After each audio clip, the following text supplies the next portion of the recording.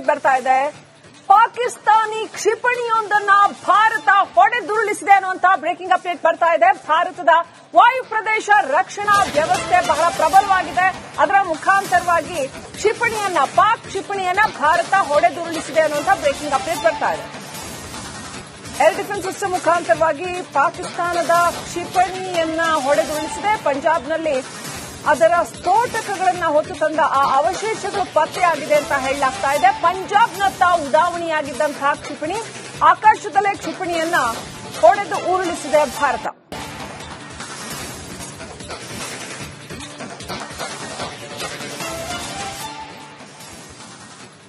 ನೋಡ್ತಾ ಇದೀವಿ ದೃಶ್ಯಗಳಲ್ಲಿ ಈ ರೀತಿ ಅಪರಿಚಿತ ಸಲಕರಣೆಯ ಅವಶೇಷಗಳು ಅಂತ ಹೇಳ್ತಾ ಇದ್ರದನ್ನ ಮಿಸೈಲ್ ಅಟ್ಯಾಕ್ ಆಗಿರಬಹುದು ಅಂತ ಕೂಡ ಹೇಳಲಾಗ್ತಾ ಇದೆ. ಅದನ್ನ ಭಾರತ ಹೊಡೆದುರುಳಿಸಿದೆ ಅಂತ ಹೇಳಲಾಗ್ತಾ ಇದೆ. ಅಧಿಕೃತವಾದ ಮಾಹಿತಿ ಇನ್ನಷ್ಟೇ ಬರಬೇಕಾಗಿದೆ. ಈಗ ನೋಡ್ತಾ ಇದ್ದೀವಿ ಈ ರೀತಿಯ ಒಂದು ಕ್ಷಿಪಣಿಯ ಭಾಗಗಳು ಎನ್ನಬಹುದಾದ ಸಲಕರಣೆ, ಇದರ ಅವಶೇಷಗಳು ಪತ್ತೆಯಾಗಿದೆ. ಭಾರತದ ಏರ್ ಡಿಫೆನ್ಸ್ ಸಿಸ್ಟಮ್ ಸಿಕ್ಕಾಪಟ್ಟೆ ಸ್ಟ್ರಾಂಗ್ ಆಗಿದೆ. ಇದನ್ನ ಹೊಡೆದುರುಳಿಸಿದ್ದಾರೆ ಅಂತ ಹೇಳಲಾಗ್ತಾ ಇದೆ. ಪಾಕಿಸ್ತಾನಿ ಕ್ಷಿಪಣಿಯನ್ನ ಹೊಡೆದುರುಳಿಸಿದೆ ಭಾರತ ಅಂತ ಹೇಳಲಾಗ್ತಾ ಇದೆ. ಪಂಜಾಬ್ನತ್ತ ಗುರಿಯಾಗಿ ಹೊಡೆದಿದ್ದಂತಹ ಕ್ಷಿಪಣಿ. ಅಷ್ಟೇ ಅಲ್ಲ, ಈ ರೀತಿಯ ಕ್ಷಿಪಣಿಗಳ ಅವಶೇಷಗಳು ನೋಡಿ ಜೇಥುವಾಲ್ ಪಂಧೇರ್ನಲ್ಲಿ ಪತ್ತೆಯಾಗಿರ್ತಕ್ಕಂಥದ್ದು. ಅಮೃತಸರ ಜಿಲ್ಲೆಯ ಗ್ರಾಮಗಳ ಮನೆಗಳು, ಗದ್ದೆಗಳಲ್ಲಿ ಈ ರೀತಿ ಕ್ಷಿಪಣಿಯ ಅವಶೇಷಗಳು ಪತ್ತೆಯಾಗ್ತಾ ಇದೆ. ಆಕಾಶದಲ್ಲಿ ಕ್ಷಿಪಣಿ ಸ್ಫೋಟವಾಗ್ತಾ ಇದ್ದಂತೆಯೇ ಭಾರೀ ಸ್ಫೋಟದ ಸದ್ದು ಕೇಳಿದೆ. ಗುರುವಾರ ತಡರಾತ್ರಿ 1 ಗಂಟೆ 10 ನಿಮಿಷದಿಂದ 1 ಗಂಟೆ 20 ನಿಮಿಷದ ನಡುವೆ ಈ ಭಾರೀ ಸ್ಫೋಟ ಸಂಭವಿಸಿದೆ ಅಂತ ಹೇಳಲಾಗ್ತಾ ಇದೆ. ಅಮೃತಸರದ ಸುತ್ತಮುತ್ತ ಸ್ವಲ್ಪ ಸಮಯ ಬ್ಲಾಕ್ ಔಟ್ ಮಾಡಲಾಗಿತ್ತು. ಬೆಳಗ್ಗೆ 4 ಗಂಟೆ 44 ನಿಮಿಷಕ್ಕೆ ಕೂಡ ಈ ಪ್ರದೇಶದಲ್ಲಿ ಪುನಃ ವಿದ್ಯುತ್ ಸಂಪರ್ಕವನ್ನ ಕೊಡಲಾಯಿತು ಅಂತ ಹೇಳಲಾಗ್ತಾ ಇದೆ. ಅಲ್ಲಿವರೆಗೂ ಕೂಡ ಬ್ಲಾಕ್ ಔಟ್ ಮಾಡಿದ್ರು ಅಂತ. ಪಂಜಾಬ್ ಅನ್ನ ಗುರಿಯಾಗಿಸಿಕೊಂಡು ದಾಳಿಯನ್ನು ನಡೆಸ್ತಾ ಇದೆ ಪಾಕಿಸ್ತಾನ ಅಂತ ಹೇಳಲಾಗ್ತಾ ಇದೆ. ಇದೀಗ ಅದು ನಡೆಸಿದ ಕ್ಷಿಪಣಿ ದಾಳಿಯ ಅವಶೇಷಗಳು ಪತ್ತೆಯಾಗಿದೆ. ಅದನ್ನು ಅತ್ಯಂತ ಯಶಸ್ವಿಯಾಗಿ ಭಾರತ ಹೊಡೆದುರುಳಿಸಿದೆ.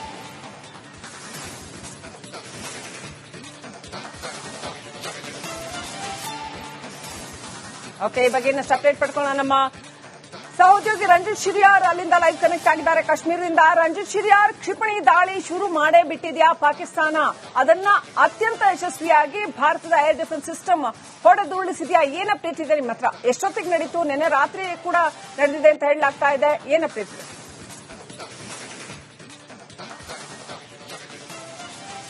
ಶ್ರೀಲಕ್ಷ್ಮಿ, ನೋಡಿ, ಇದು ಬಹಳ ಸೆನ್ಸಿಟಿವ್ ಸಮಯ, ಸೆನ್ಸಿಟಿವ್ ಆದಂತ ಜಾಗ. ಎಲ್ಲವೂ ಕೂಡ ಈಗ ಬಹಳ ಸೂಕ್ಷ್ಮ ಪ್ರದೇಶ. ಮೊದಲು ನಾನು ಇದ್ದ ಜಾಗದ ವಿಚಾರ ತಿಳಿಸಿ ಅನಂತರ ತಾವು ಕೇಳಿದಂತ ಪ್ರಶ್ನೆಗೆ ಉತ್ತರ ಕೊಡ್ತೀನಿ. ನೋಡಿ, ನಾನೀಗ ಕುಪ್ವಾರದಲ್ಲಿದ್ದೀನಿ. ಕುಪ್ವಾರದಲ್ಲಿ ನಿನ್ನೆ ನಮ್ಮ ಭಾರತೀಯ ಸೇನೆ ಆಪರೇಷನ್ ಸಿಂಧೂರ ಮಾಡಿ ಆದ ನಂತರ ಇಲ್ಲಿ ಪಾಕಿಸ್ತಾನದ ಸೇನೆ ಅಪ್ರಚೋದಿತವಾದಂತಹ ಶೆಲ್ನ ದಾಳಿ ಮಾಡಿ ಸುಮಾರು 5 ಜನ ಈ ಕುಪ್ವಾರ ಅನ್ನೋ ಈ ಸ್ಥಳದಲ್ಲಿ ಮೃತಪಟ್ಟಿದ್ದಾರೆ. ನಾಗರಿಕರು ಮೃತಪಟ್ಟಿದ್ದಾರೆ. ಹಾಗೆ ಒಟ್ಟು 15 ಜನ ಮೃತಪಟ್ಟಿದ್ರೆ ಅದರಲ್ಲಿ ಓರ್ವ ಸೇನಾಧಿಕಾರಿಯೂ ಕೂಡ ಇದ್ದಾರೆ. ಒಟ್ಟಾರೆ ಭಾರತಕ್ಕಾಗಿರುವಂತ ಮೇಜರ್ ಲಾಸ್ ಇದು. ಹಾಗೆ ಸುಮಾರು 71ಕ್ಕೂ ಹೆಚ್ಚು ಜನ ಗಾಯಗೊಂಡು ಆಸ್ಪತ್ರೆಯಲ್ಲಿ ಚಿಕಿತ್ಸೆಯನ್ನು ಪಡ್ಕೊಳ್ತಾ ಇದ್ದಾರೆ. ಇದು ಸದ್ಯದ ಕಾಶ್ಮೀರದ ಚಿತ್ರಣ. ಹೀಗಿರುವಾಗ ಭಾರತದ ಗಡಿಯಲ್ಲಿ, ಭಾರತದ ಗಡಿಗೆ ಹೊಂದಿಕೊಂಡಂತಹ ಪಾಕಿಸ್ತಾನದ ಗಡಿ ಇದೆಯಲ್ಲ, ಅಲ್ಲೆಲ್ಲವೂ ಕೂಡ ಸಂಪೂರ್ಣ ಕಟ್ಟೆಚ್ಚರವನ್ನ ಇಟ್ಟು ಅಲ್ಲಿ ಸಂಪೂರ್ಣ ಸೇನಾ ನಿಯೋಜನೆಯ ಜೊತೆಗೆ ಎಲ್ಲಾ ರೀತಿಯಲ್ಲೂ ಕೂಡ ಕಣ್ಗಾವಲನ್ನ ಇಡುವಂತಹ ಪ್ರಯತ್ನವನ್ನ ನಿರಂತರವಾಗಿ ಮಾಡ್ತಾ ಇದೆ. ಭಾರತದ ಬಳಿ ಇರುವಂತಹ ಅತ್ಯಾಧುನಿಕ ವೆಪನ್ಗಳು, ಭಾರತದಲ್ಲಿ ಇರುವಂತಹ ಅತ್ಯಾಧುನಿಕ ಮಿಸೈಲ್ಗಳು, ಭಾರತದ ಅತ್ಯಾಧುನಿಕ ತಂತ್ರಜ್ಞಾನದಿಂದಾಗಿ ಪಾಕಿಸ್ತಾನ ಎಂಥದ್ದೇ ಸಮಯದಲ್ಲಾದರೂ ಕೂಡ ಭಾರತದ ಮೇಲೆ ದಾಳಿ ಮಾಡ್ತು ಅಂತ ಹೇಳಿದ್ರೆ ಅದನ್ನ ಸಮರ್ಥವಾಗಿ ನಿಭಾಯಿಸುವಂತ ಶಕ್ತಿ ಭಾರತಕ್ಕಿದೆ. ನಿನ್ನೆ ಕೂಡ ಹಂಗೆ ಆಗಿದೆ ನೋಡಿ. ಪಂಜಾಬ್ನಲ್ಲಿ ಪಾಕಿಸ್ತಾನದ ಕಡೆಯಿಂದ ಬಂದಂತ ಕ್ಷಿಪಣಿಯನ್ನ ಭಾರತ ಯಶಸ್ವಿಯಾಗಿ ಹೊಡೆದುರುಳಿಸುವ ಮೂಲಕ ಯಾವುದೇ ಹಾನಿಗಳು ಆಗಿಲ್ಲ. ನೋಡಿ, ಪಂಜಾಬ್ನಲ್ಲಿ ಮೊನ್ನೆ ಅಷ್ಟೇ 2 ಬೇಹುಗಾರರನ್ನ, ಪಾಕಿಸ್ತಾನದ ಬೇಹುಗಾರರನ್ನ ವಶಪಡಿಸಿಕೊಂಡಿದ್ದು ತಮಗೆ ಗೊತ್ತಿರುವಂತ ವಿಚಾರ. ಹಾಗಾಗಿ ಅಲ್ಲಿ ಭಯೋತ್ಪಾದಕ ಚಟುವಟಿಕೆಗಳು ನಿರಂತರವಾಗಿ ನಡೀತಾ ಇತ್ತು ಅನ್ನೋದ್ರ ಬಗ್ಗೆ ರಿಪಬ್ಲಿಕ್ ಕನ್ನಡ ಸುದ್ದಿಯನ್ನ ಬ್ರೇಕ್ ಮಾಡಿತ್ತು. ಹೀಗೆ ನಿನ್ನೆ ಆಪರೇಷನ್ ಸಿಂಧೂರ ಆದ ನಂತರ ಅಲ್ಲಿ ಕೆಲವು ಹ್ಯಾಂಡ್ಲರ್ಗಳು ಆಕ್ಟಿವ್ ಆಗಿದ್ದಾರೆ ಅನ್ನೋದ್ರ ಬಗ್ಗೆ ಮಾಹಿತಿ ಸಿಕ್ಕಿತ್ತು. ಅದರಂತೆ ಈಗ ನಿನ್ನೆ ನಡೆದಂತಹ ಕ್ಷಿಪಣಿಯ ದಾಳಿಯನ್ನ ಭಾರತ ಈಗ ಹೊಡೆದುರುಳಿಸಿದೆ ಅನ್ನೋದ್ರ ಬಗ್ಗೆ ಮಾಹಿತಿ ಲಭ್ಯ ಆಗಿದೆ. ಜೇತುವಾಲಾ ಪಂಧೇರ್ನಲ್ಲಿ ಅಲ್ಲಿ ಕ್ಷಿಪಣಿಯ ಅವಶೇಷಗಳು ಪತ್ತೆಯಾಗಿದೆ. ಅಮೃತಸರ ಜಿಲ್ಲೆಯ ಗ್ರಾಮದ ಮನೆಗಳ ಗದ್ದೆಗಳಲ್ಲಿ ಇದು ಪತ್ತೆಯಾಗಿದೆ. ಆಕಾಶದಲ್ಲಿ ಬರ್ತಾ ಇದೆ. ಪಾಕಿಸ್ತಾನಿ ಕ್ಷಿಪಣಿಯೊಂದು ಉರುಳಿಸಿದೆ ಅನ್ನುವಂತಹ ಬ್ರೇಕಿಂಗ್ ಅಪ್ಡೇಟ್ ಬರ್ತಾ ಇದೆ. ಭಾರತದ ವಾಯು ಪ್ರದೇಶ ರಕ್ಷಣಾ ವ್ಯವಸ್ಥೆ ಬಹಳ ಪ್ರಬಲವಾಗಿದೆ. ಅದರ ಮುಖಾಂತರವಾಗಿ ಪಾಕ್ ಕ್ಷಿಪಣಿಯನ್ನ ಭಾರತ ಹೊಡೆದುರುಳಿಸಿದೆ ಅನ್ನುವಂತಹ ಬ್ರೇಕಿಂಗ್ ಅಪ್ಡೇಟ್ ಬರ್ತಾ ಇದೆ. ಏರ್ ಡಿಫೆನ್ಸ್ ಸಿಸ್ಟಮ್ ಮುಖಾಂತರವಾಗಿ ಪಾಕಿಸ್ತಾನದ ಕ್ಷಿಪಣಿಯನ್ನ ಹೊಡೆದುರುಳಿಸಿದೆ. ಪಂಜಾಬ್ನಲ್ಲಿ ಅದರ ಸ್ಫೋಟಕಗಳನ್ನ ಹೊತ್ತು ತಂದ ಆ ಅವಶೇಷಗಳು ಪತ್ತೆಯಾಗಿದೆ ಅಂತ ಹೇಳಲಾಗ್ತಾ ಇದೆ. ಪಂಜಾಬ್ನತ್ತ ಉಡಾವಣೆಯಾಗಿದ್ದಂತಹ ಕ್ಷಿಪಣಿ ಆಕಾಶದಲ್ಲೇ ಕ್ಷಿಪಣಿಯನ್ನ ಹೊಡೆದು ಉರುಳಿಸಿದೆ ಭಾರತ.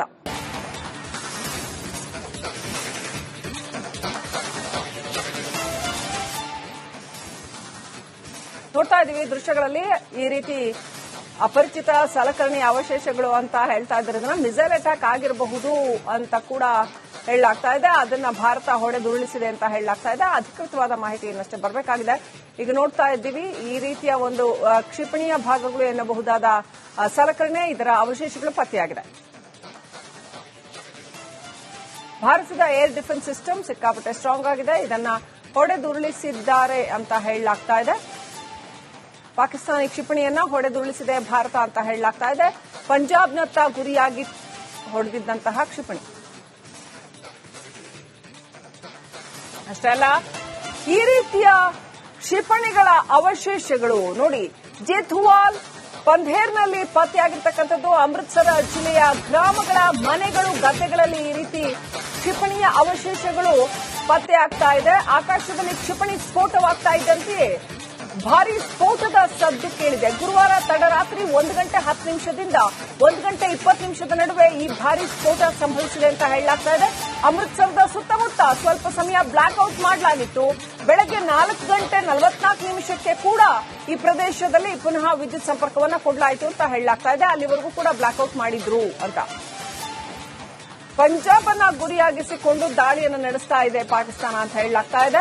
ಇದೀಗ ಅದು ನಡೆಸಿದ ಕ್ಷಿಪಣಿ ದಾಳಿಯ ಅವಶೇಷಗಳು ಪತ್ತೆಯಾಗಿದೆ. ಅದನ್ನು ಅತ್ಯಂತ ಯಶಸ್ವಿಯಾಗಿ ಭಾರತ ಹೊಡೆದುರುಳಿಸಿದೆ.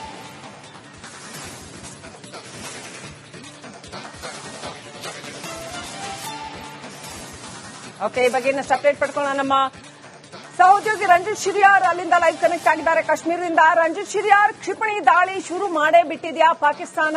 ಅದನ್ನ ಅತ್ಯಂತ ಯಶಸ್ವಿಯಾಗಿ ಭಾರತದ ಏರ್ ಡಿಫೆನ್ಸ್ ಸಿಸ್ಟಮ್ ಹೊಡೆದುರುಳಿಸಿದೆಯಾ? ಏನ್ ಅಪ್ಡೇಟ್ ಇದೆ ನಿಮ್ಮ ಹತ್ರ? ಎಷ್ಟೊತ್ತಿಗೆ ನಡೀತು? ನಿನ್ನೆ ರಾತ್ರಿ ಕೂಡ ನಡೆದಿದೆ ಅಂತ ಹೇಳಲಾಗ್ತಾ ಇದೆ. ಏನ್ ಅಪ್ಡೇಟ್ ಇದೆ?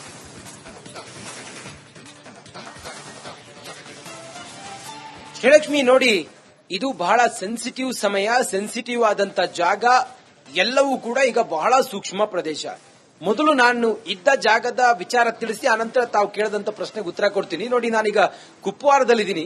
ಕುಪ್ವಾರದಲ್ಲಿ ನಿನ್ನೆ ನಮ್ಮ ಭಾರತೀಯ ಸೇನೆ ಆಪರೇಷನ್ ಸಿಂಧೂರ ಮಾಡಿ ಆದ ನಂತರ ಇಲ್ಲಿ ಪಾಕಿಸ್ತಾನದ ಸೇನೆ ಅಪ್ರಚೋದಿತವಾದಂತ ಶೆಲ್ನ ದಾಳಿ ಮಾಡಿ ಸುಮಾರು 5 ಜನ ಈ ಕುಪ್ವಾರ ಅನ್ನೋ ಈ ಸ್ಥಳದಲ್ಲಿ ಮೃತಪಟ್ಟಿದ್ದಾರೆ. ನಾಗರಿಕರು ಮೃತಪಟ್ಟಿದ್ದಾರೆ. ಹಾಗೆ ಒಟ್ಟು 15 ಜನ ಮೃತಪಟ್ಟಿದ್ರೆ ಅದರಲ್ಲಿ ಓರ್ವ ಸೇನಾಧಿಕಾರಿಯೂ ಕೂಡ ಇದ್ದಾರೆ. ಒಟ್ಟಾರೆ ಭಾರತಕ್ಕಾಗಿರುವಂತ ಮೇಜರ್ ಲಾಸ್ ಇದು. ಹಾಗೆ ಸುಮಾರು 71ಕ್ಕೂ ಹೆಚ್ಚು ಜನ ಗಾಯಗೊಂಡು ಆಸ್ಪತ್ರೆಯಲ್ಲಿ ಚಿಕಿತ್ಸೆಯನ್ನು ಪಡ್ಕೊಳ್ತಾ ಇದ್ದಾರೆ. ಇದು ಸದ್ಯದ ಕಾಶ್ಮೀರದ ಚಿತ್ರಣ.